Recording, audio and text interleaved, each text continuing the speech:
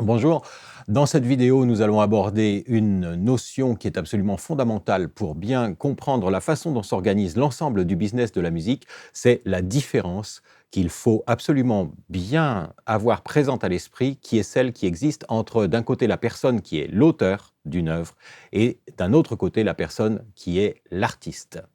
On y va.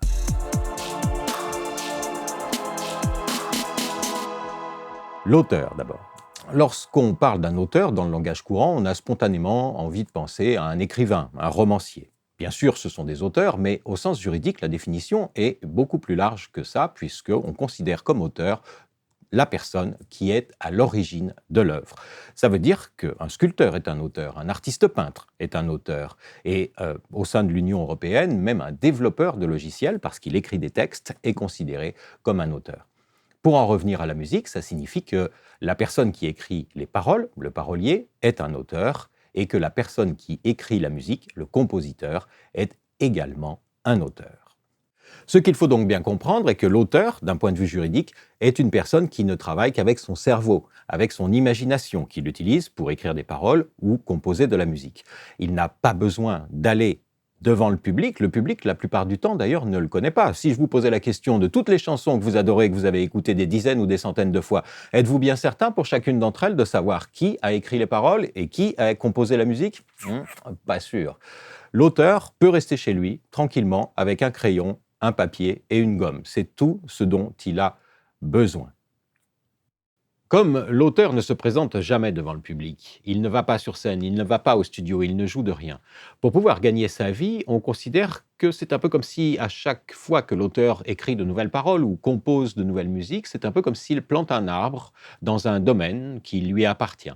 Et ce domaine dont il est le propriétaire finit par devenir une forêt et des personnes sont intéressées pour exploiter cette forêt, utiliser les fruits par exemple pour aller les vendre au marché.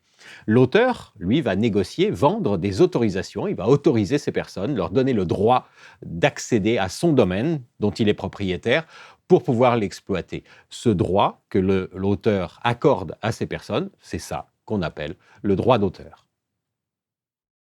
De son côté, l'artiste a une vie qui est bien différente parce que c'est lui qui va devant le public, que ce soit sur scène ou au studio d'enregistrement, pour interpréter les œuvres, pour prendre un instrument, chanter, jouer. D'ailleurs, le code de la propriété intellectuelle le définit comme étant la personne qui représente, chante, récite, déclame, joue ou exécute de toute autre manière une œuvre littéraire ou artistique, un numéro de variété, de cirque ou de marionnette. Donc, l'artiste est là pour jouer les œuvres.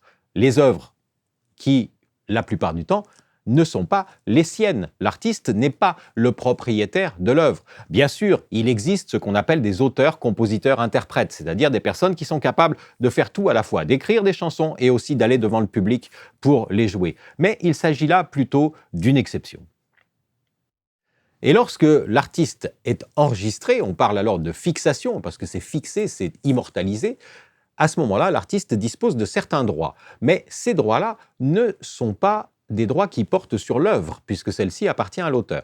Les droits portent sur son interprétation. C'est pourquoi on parle de droits voisins, parce qu'on considère que l'artiste-interprète habite à côté de l'auteur, c'est son voisin. Alors il n'a pas de droit d'auteur, mais il a ces droits qui sont des droits voisins. Et c'est ces droits voisins qu'il peut vendre en contrepartie d'une rémunération qui est généralement ce qu'on appelle les redevances ou les royalties ou les royautés, c'est-à-dire une commission sur les ventes, non pas de l'œuvre, mais les ventes de l'enregistrement, de son interprétation.